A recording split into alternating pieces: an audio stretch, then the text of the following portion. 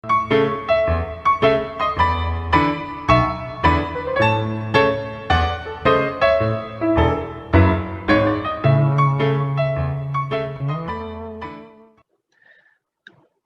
a todos e todas, sejam muito bem-vindos a mais uma aula de História do Brasil. E hoje a gente vai conversar um pouquinho sobre o período entre ditaduras.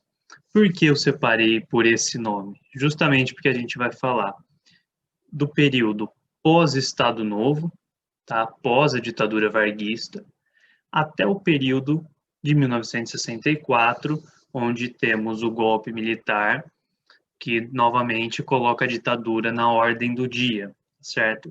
É mais uma ruptura democrática no nosso país. Essa temática, o Entre Ditaduras, vai ser dividido em duas partes. Hoje a gente vai falar principalmente do Dutra, do retorno de Getúlio Vargas ao poder, e depois o pequeno período, breve período do Café Filho. Tudo bem? Então, fiquem atentos aí, a gente vai começar a aula sobre o período entre as ditaduras. O primeiro a ser destacado é justamente o governo Dutra, né? Quando cai o Estado Novo em 45, Dutra passa a ser eleito presidente do Brasil. Há uma mudança de postura que ela é bem drástica, tá? E isso está bem evidente aqui no nosso primeiro tópico, quando a gente fala de um alinhamento, deixa eu pegar minha caneta aqui, com os Estados Unidos. Porque esse alinhamento, ele... Opa, peguei aqui. Deixa eu pegar minha caneta. O alinhamento com os Estados Unidos, ele é tanto na parte ideológica quanto na parte econômica. Tudo bem? E lembrando, o período varguista, principalmente o Estado Novo, foi um período onde o nacionalismo era exaltado, onde o nacionalismo era perseguido. Tudo bem? Com o passar do tempo, nessa transição com o governo Dutra, a postura passa a ser outra. A criação da Escola Superior de Guerra, portanto, é um investimento na capacidade de formação militar, ou seja, uma formação intelectual também, que vai dar as diretrizes da atuação da área militar. Queima de reservas de divisas, opa, eu repeti aqui a palavra, peço desculpa, mas o fato é que o Dutra ele começa o governo com, vamos dizer, bastante dinheiro em caixa, tudo bem? Mas com o passar do tempo, pelo meio de medidas que atuam negativamente na economia, essas reservas elas são perdidas. Há uma abertura econômica e uma liberação do câmbio. O que é essa abertura econômica? É justamente a abertura ao capital estrangeiro, também. Lembrando, a gente acabou de falar que havia uma ideia de nacionalismo no período de Vargas, e esse nacionalismo também era econômico.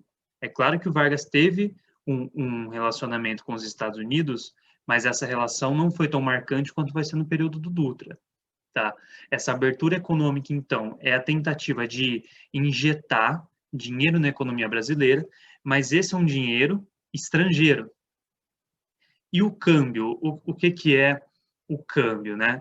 É, na verdade, a relação entre a moeda nacional e a moeda estrangeira.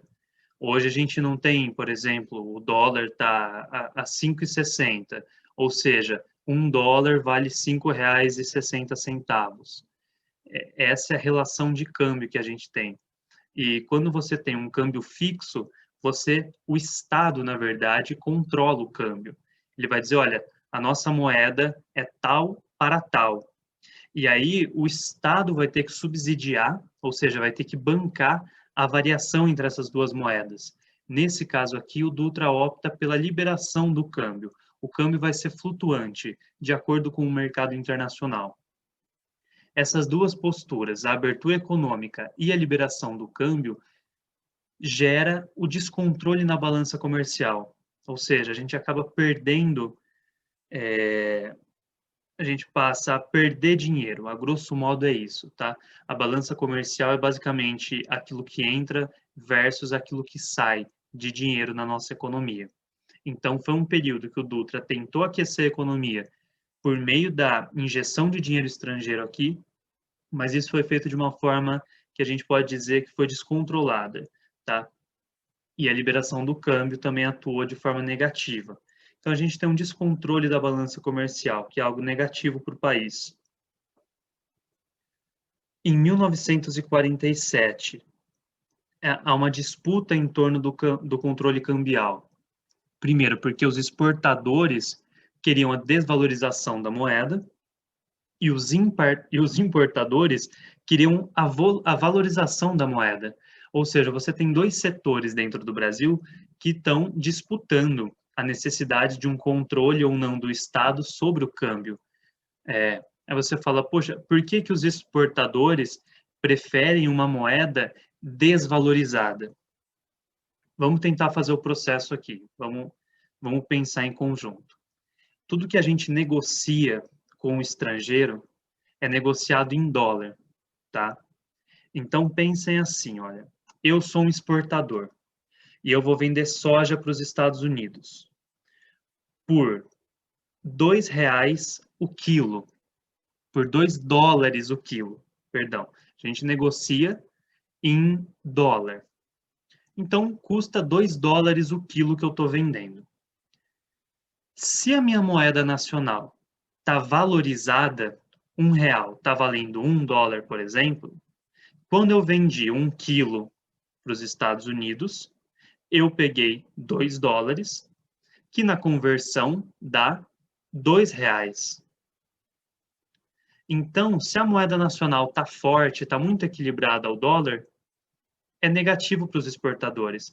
Agora, vamos pensar que o dólar está 2-1 no real. Então, $1 está valendo R$ 2.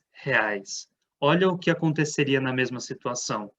Eu exportei para os Estados Unidos, meus 10 quilos, peguei $2. Mas, se $1 está R$ 2, $2 estão R$ 4. Então, com a moeda desvalorizada, o exportador ganhou mais na conversão para a moeda nacional. Se isso ficou um pouco confuso, eu recomendo vocês voltarem, tá? Pegarem o raciocínio desde o começo, porque eu sei que pode parecer algo estranho, né? Ora, como que alguém que lida com a economia, alguém que vende produtos para fora, pode querer uma moeda desvalorizada? Justamente por isso, porque na hora da conversão para a moeda nacional, esse exportador vai ganhar mais dinheiro, tá bem? Os importadores, obviamente, é a questão oposta, né? Porque ele vai importar, então ele vai mandar dinheiro para fora. E se eu mandar $1 para fora, porque eu comprei uma mercadoria, eu mandei $1, mas $1 está valendo R$ 1, quer dizer que eu perdi R$ 1 na moeda nacional. Agora, se $1 está valendo R$ 5, eu vendi o mesmo tanto e perdi R$ 5 na moeda nacional. Então, ele prefere a valorização da moeda. E o que é uma moeda valorizada? O mais próximo do 1 para 1, do $1 para R$ 1. Conseguem entender isso? Bom, depois desse nó que eu posso ter dado na cabeça de vocês, eu vou passar para o próximo slide. Os trabalhadores, foco aqui nos trabalhadores, contudo, sofreram perdas com a política econômica do governo.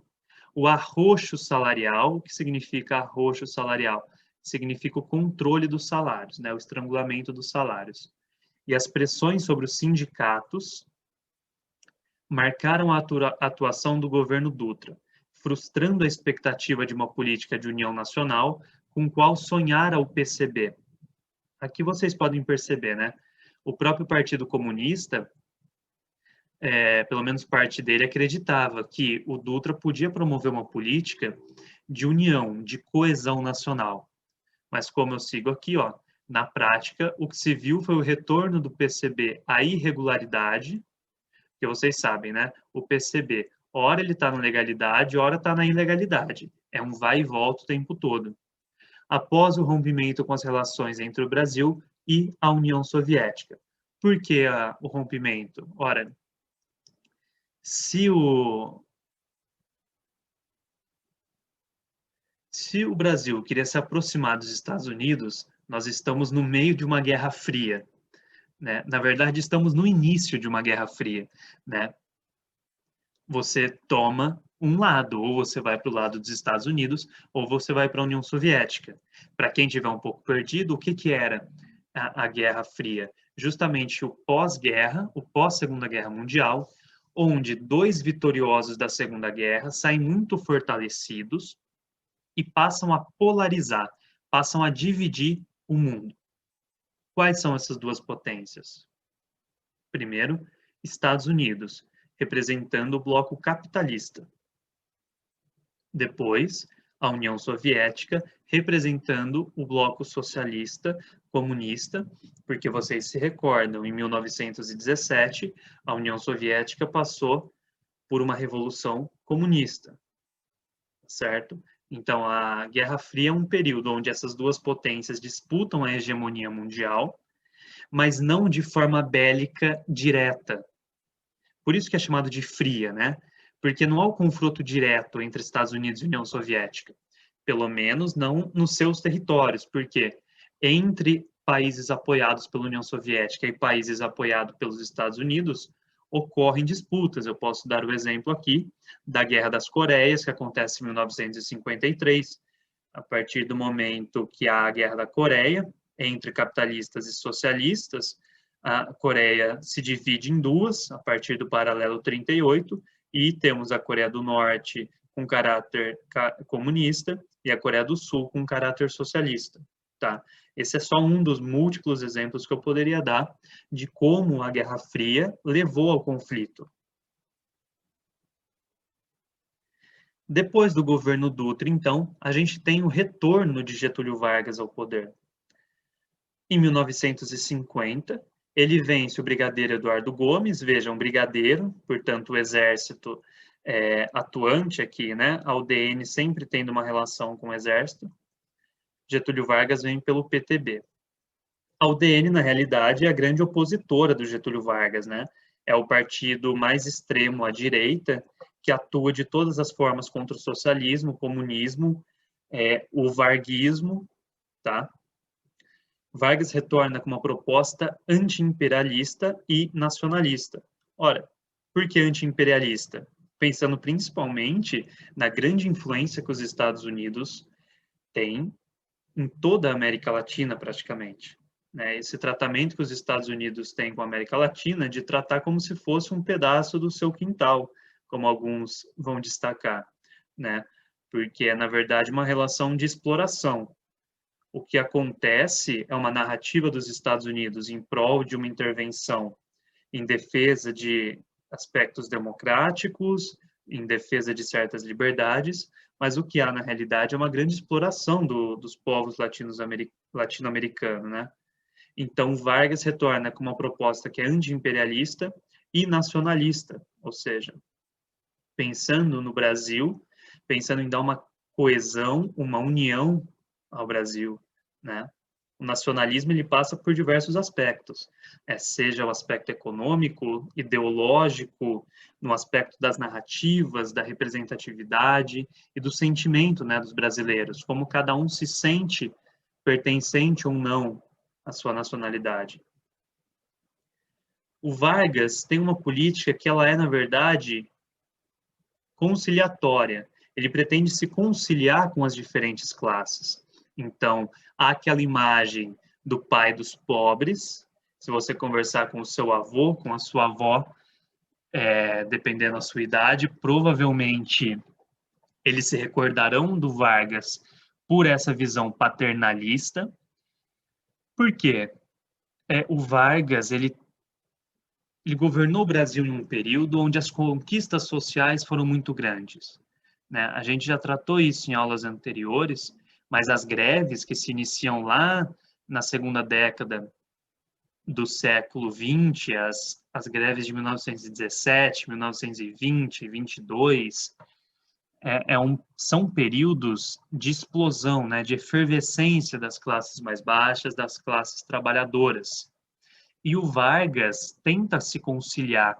Então, ele acaba cedendo alguns direitos para a classe trabalhadora, e como eu sempre ressalto aqui, não é uma doação, não é um benefício, uma bondade de Getúlio Vargas. É, na verdade, resultado de múltiplas pressões e atuações das classes subalternas no Brasil.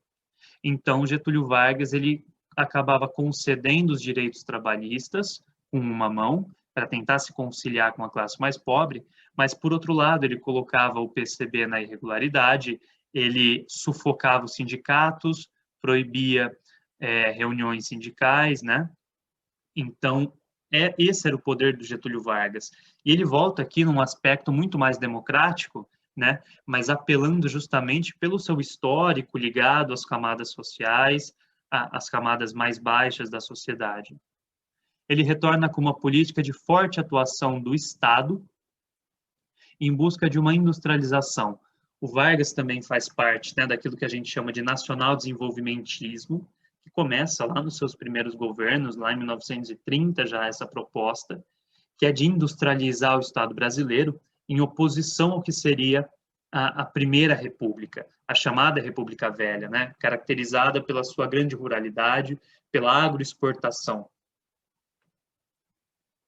Há uma expansão da Companhia Siderúrgica Nacional, fundação do Banco Nacional de Desenvolvimento Econômico, né, o BNDES, que, na verdade, não é igual é hoje, né, mas é o que hoje seria o BNDES, e o banco é justamente uma tentativa de ceder crédito para as pessoas que vão fomentar a indústria, tá certo? Para as empresas que vão fomentar a indústria, vão fazer um aquecimento, uma transformação da economia brasileira nesse período. E talvez o principal feito, né, em 1953, a fundação da Petrobras, que é uma forma de você desenvolver o país a partir da exploração do petróleo de forma estatizada. A Petrobras era completamente estatal, portanto, do povo e do Estado. Aquilo que é do Estado é do povo. E é assim que tem que ser, né? Não pode algo ser do Estado e o povo não ter participação nenhuma. É evidente que o Estado tem a obrigação de fazer repasses dos ganhos econômicos que a empresa estatal tem.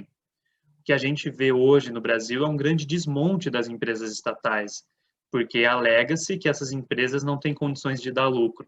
E aí a gente se pergunta, né? Por que uma empresa privada compraria algo que não tem condições de dar lucro? Eles falam, olha, é porque a administração que é ruim. Olha, então precisamos mudar o modo de administrar e não pedir para o fim da estatização das grandes empresas, né? Que dão receita para grandes cidades brasileiras e ajudam também a fomentar diversos outros aspectos da nossa vida, né? Seja ele nos meios artísticos, culturais, que essas empresas acabam apoiando. De qualquer forma, a fundação da Petrobras é um marco no governo de Getúlio Vargas. O fato é que Vargas começa a sofrer abalos durante o seu governo. Em 53, é criada uma lei que proibia comícios e reuniões a céu aberto que não fossem autorizadas pela polícia. Então, novamente, o que eu digo, né? O Vargas dava com uma mão aqui para apertar com a outra. No mesmo ano, ocorreu em SP a greve dos 300 mil, que durou um mês. E as greves, a gente sabe como vai abalando um governo que não consegue se conciliar com essas greves, né? Carlos Lacerda, o grande udenista, né, o maior nome aí de oposição a Getúlio Vargas, é o seu principal opositor mesmo, utilizava do seu próprio jornal, que era a Tribuna da Imprensa, para enfraquecer o governo com diversas acusações. Então, Carlos Lacerda estava sempre no calcanhar de Getúlio Vargas, tentando enfraquecer o governo. A UDN, que, como eu disse, é o aspecto mais à direita que a gente tinha no momento, que pregava uma abertura econômica, um câmbio livre, uma grande associação com os Estados Unidos, como eu digo aqui no próximo tópico, e principalmente era contra a intervenção estatal, né? O que marca muito a queda de Getúlio Vargas é um atentado contra o Lacerda, que terminou com a morte de um major da aeronáutica, Florentino Vaz. Esse assassinato foi feito por alguém que participava da segurança de Getúlio Vargas. Isso tem uma repercussão gigantesca, né? Acaba pegando muito mal, as acusações de corrupção contra o Vargas, ela aumenta, a pressão por medidas firmes que o Vargas tem, como a repressão dos sindicatos, essas reuniões, soma-se isso às greves que vem ocorrendo, isso enfraquece e leva o governo à queda. Então, há um aumento de pressões em prol da renúncia de Getúlio Vargas. Ele toma uma medida que é tentar nomear ministros da UDN, né, novamente, para tentar se conciliar com a classe política, mas essa medida não funciona.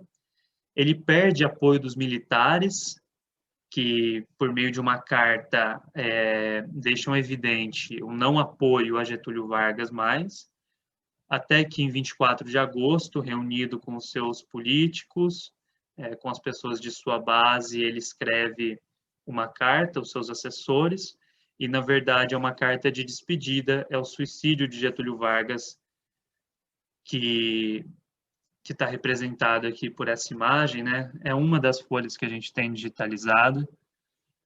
E justamente na carta de despedida do Vargas, ele deixa vários aspectos da sua mentalidade política, da tentativa do seu governo, e é uma defesa mesmo que ele faz sobre a sua política. Dessa forma, a gente chega na parte final da nossa aula, né? E eu vou só destacar o último parágrafo aqui, né? Porque tem aquela célebre frase do Getúlio Vargas. Lutei contra a espoliação do Brasil. Lutei contra a espoliação do povo. Tenho lutado de peito aberto. O ódio se inflama. A calúnia não abateram meu ânimo. Vos dei a minha vida. Agora ofereço a minha morte. Nada receio. Serenamente dou o primeiro passo no caminho da eternidade e saio da vida para entrar na história. Com essa carta, então, que Vargas tem o seu último ato político, vai ser uma carta que vai reverberar pela historiografia, né, um importante documento, e assim a gente finaliza a nossa primeira parte da... Na verdade, não, né? Peço desculpa, esqueci. Depois da morte de Getúlio Vargas, a gente tem mais um presidente para falar, e ele sim vai ser o último. Peço desculpas pela minha confusão aqui. Que é justamente o vice de Getúlio Vargas, Café Filho. Com a morte de Getúlio, seu vice, Café Filho, assume o poder. Tem a UDN como base do governo, porque ele entendeu que não tinha muito como ir contra a UDN, acabou fazendo aliança com ela. Na eleição para a presidência, a UDN tentou impugnar a candidatura de Juscelino Kubitschek, que era um político mineiro do PSD, mas não tiveram êxito. A intenção da UDN é chegar ao poder de qualquer forma, né?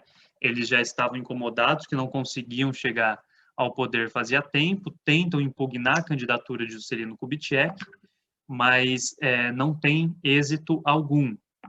O vice de Juscelino Kubitschek era o João Goulart, do PTB, e João Goulart representava, na realidade, a herança getulista do trabalhismo, justamente por estar no partido, né, que carrega essa herança no PTB.